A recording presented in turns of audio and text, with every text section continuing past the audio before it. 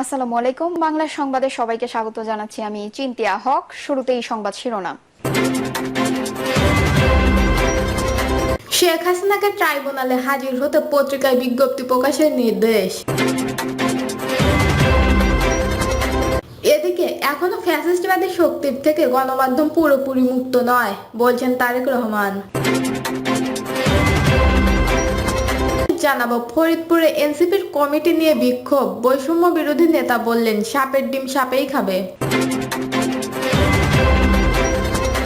এবং সর্বশেষ জানাবো, ডক্টর ইউনূসকে এতদিন পূজা করতাম, এখন আস্থা হারাচ্ছি, বলছেন এম শহীদুজ্জামান। শুনছিলেন সংবাদ শিরোনাম, এবারে বিস্তারিত। শেখ হাসিনাকে ট্রাইব্যুনালে হাজির হতে পত্রিকায় বিজ্ঞপ্তি প্রকাশের নির্দেশ। জুলাই আগস্টের গণহত্যার ঘটনায় মানব বিরোধী অপরাধের মামলায় পলাতক সাবেক প্রধানমন্ত্রী শেখ হাসিনা ও সাবেক স্বরাষ্ট্র মন্ত্রী আসাদুজ্জামান খান কামালকে হাজির হতে দুটি পত্রিকায় বিজ্ঞপ্তি প্রকাশের নির্দেশ দিয়েছে ট্রাইব্যুনাল। আগামী 24শে জুন এই মামলার পরবর্তী শুনানির দিন ধার্য করা হবে। এই সময় মামলার আরেক আসামি সাবেক পুলিশ প্রধান চৌধুরী আব্দুল্লাহ আল মামুন ট্রাইব্যুনালে হাজির ছিলেন। আদালতে প্রসিকিউশনের পক্ষে শুনানি করেন চিফ প্রসিকিউটর মোহাম্মদ তানজুল ইসলাম। গত 1 জুন জুলাই আগস্টের গণহত্যার ঘটনায় মানবতা বিরোধী অপরাধের মামলায় সাবেক প্রধানমন্ত্রী শেখ হাসিনা সহ 3 জনের বিরুদ্ধে 5টি অভিযোগ আমলে নেয় ট্রাইব্যুনাল। মামলার অপর 2 আসামি হলেন স্বরাষ্ট্রমন্ত্রী আসাদুজ্জামান খান কামাল এবং সাবেক পুলিশের মহাপরিদর্শক চৌধুরী মামুন। এই সঙ্গে এই মামলায় শেখ হাসিনা ও আসাদুজ্জামান খান কামালের বিরুদ্ধে নতুন করে গ্রেপ্তারি পরোয়ানা জারি করা হয়। এখনো ফ্যাসিস্টবাদী শক্তির হাত থেকে গণমাধ্যম পুরোপুরি মুক্ত নয়, বলছেন তারেক রহমান।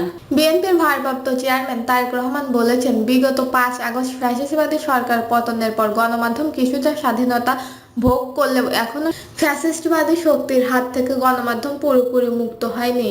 তিনি বলেন, বহুদলীয় গণতন্ত্রের মৌলিক উৎপাদন হলো সংবাদনের স্বাধীনতা।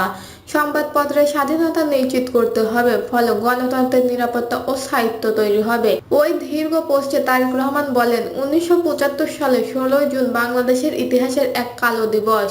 এই দিনে তৎকালীন শাসন গোষ্ঠী সব দল বাতিল করেন, চূড়ান্ত কর্তৃত্ববাদী একদলীয় বাকশাল কায়েম করে তাদের অনুগত 4টি সংবাদপত্র রেখে গোটা জাতিকে নির্বাক করে দিয়েছিলেন। ফলে বিভিন্ন সংবাদপত্রের কর্মরত অসংখ্য কর্মকর্তারা বেকার হয়ে পড়েছিলেন। তাদের রুজি রোজগার ও সন্তানের ভবিষ্যৎ চরম নৈরাজ্যের দিকে ঠেলে দেওয়া হয়েছিল। তিনি বলেন, আমাদের স্বাধীনতা যুদ্ধের মূল চেতনা ছিল বাংলাদেশের ভৌগোলিক স্বাধীনতা অর্জন ও গণতন্ত্র প্রতিষ্ঠান। চিরন্তর গণতন্ত্র মানুষের নাগরিক স্বাধীনতা নিশ্চিত হয়, যার মূল শর্ত হচ্ছে বাক চিন্তা ও প্রকাশের স্বাধীনতা।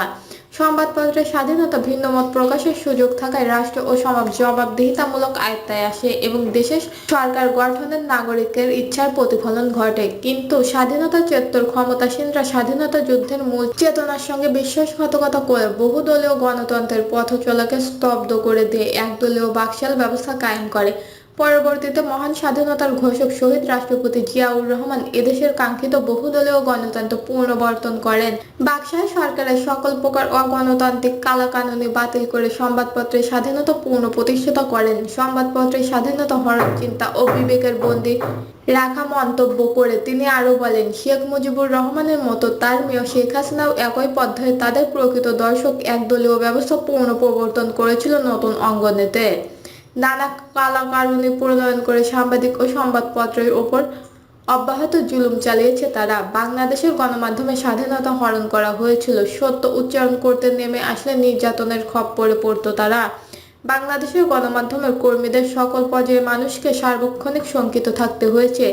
ডিজিটাল নিরাপত্তা আইন ও সাইবার সিকিউরিটি অ্যাক্টের মতো একের পর এক ডাকনিয়ার আইন প্রণয়ন করে সংবাদপত্র ও মত প্রকাশের স্বাধীনতাকে ভয়ার দুর্গে বন্দী করা হয়েছিল। সংবাদপত্রের স্বাধীনতা, বহুদলীয় গণতন্ত্রের মৌলিক উৎপাদন বিশ্বাস করে বিএনপির ভারপ্রাপ্ত চেয়ারম্যান। তিনি বলেন, গণতন্ত্রের নিরাপত্তা ও স্থায়িত্ব দিতে হলে সংবাদপত্রের স্বাধীনতা নিশ্চিত করতে হবে।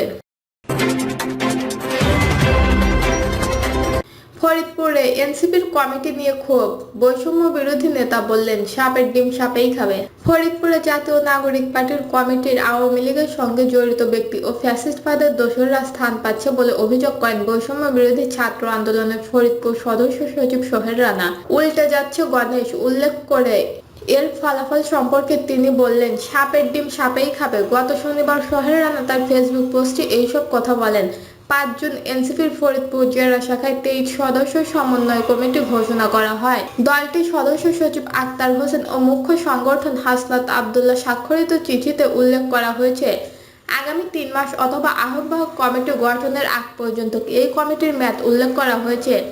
এর আগে 3 জুন কেন্দ্র স্বাক্ষরিত সাংগঠনিক শ্রমিক উইংসের জেলা কোঅর্ডিনেশনে 36 সদস্য বিশিষ্ট কমিটি ঘোষণা করা হয়। এতে প্রধান সমন্বয়কারী রয়েছেন এস জুনায়েদ।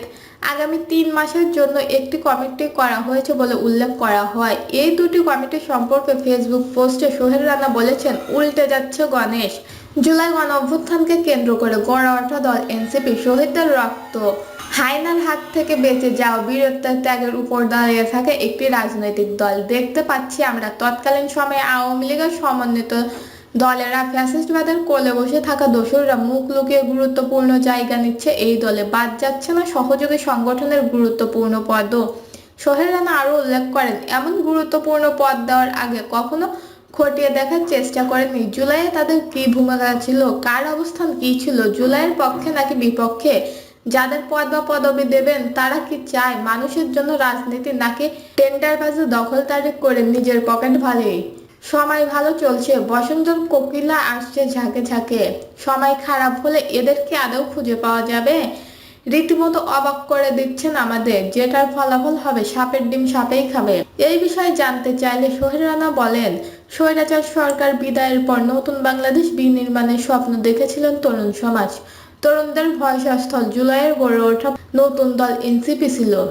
তারা এনসিপিকে ভোট দেওয়ার স্বপ্ন দেখেছিলেন, কিন্তু আমরা হতাশ। ফরিদপুরের দুটি কমিটিতেই আওয়ামী লীগের দোসরদের স্থান দেওয়া হয়েছে। জুলাই আন্দোলন বিরোধী ছিল কয়েকজন, তারাও কমিটিতে। এছাড়াও ফরিদপুরে কিছু বিতর্কিত ব্যক্তিদেরও স্থান দেওয়া হয়েছে। এগুলো দেখে অনেকে আমাদের কাছে ক্ষোভ ও প্রতিবাদ জানাচ্ছেন।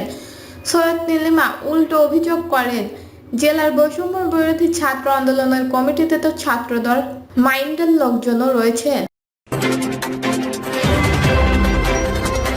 ডক্টর ইউনূসকে এতদিন পূজা করতাম, এখন আস্থা হারাচ্ছি, বলছেন এম শহীদুজ্জামান।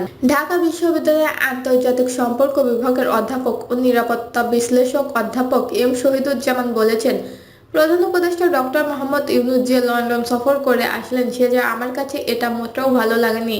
তিনি বলেন আমি ডক্টর ইউনূসের ওপর আমার আস্থা হারাচ্ছি। তাকে এতদিন আমি পূজা করতাম, তার অপেক্ষায় সবকিছুই বলতাম, কিন্তু আজকে আমি প্রথমবার পড়তে বাধ্য হচ্ছি তিনি একের অন্যের হাতের পুতুলে পরিণত হয়েছে। এম শহীদুজ্জামান বলেন আমার আশঙ্কা হচ্ছে যে ভারতীয় প্রচন্ড শক্তিশালী গোয়েন্দা সংস্থার কয়েকজন মানুষের মাধ্যমে বিএনপির কয়েকজন মানুষের মাধ্যমে এই দেশে আওয়ামী লীগকে আবার পুনঃপ্রতিষ্ঠা করতে চেষ্টা চালানো হচ্ছে। সেখানে এখন ডক্টর মোহাম্মদ ইউনূসকে টানবেন কিনা আমার আশঙ্কা হচ্ছে। তিনি বলেন ডক্টর মোহাম্মদ ইউনূস লন্ডনে যাওয়ার কোনো দরকার ছিল না। প্রিন্স চার্লসের কাছ থেকে একটা সামান্য মেডেলের জন্য তিনি এত টাকা খরচ করলেন কেন? এগুলো খারাপ লক্ষণ। তিনি আরো বলেন ডক্টর মোহাম্মদ ইউনূসের মধ্যে নিরাপত্তার ধারণা বলতে কিছুই নেই। দর্শক, এই ছিল এখনকার সর্বশেষ নিউজটি ভালো লাগলে একটি লাইক দিন, কমেন্টে আপনার মতামত জানান এবং আমাদের পাশে থাকার জন্য বেল বাটনটি অন করে রাখুন। ধন্যবাদ।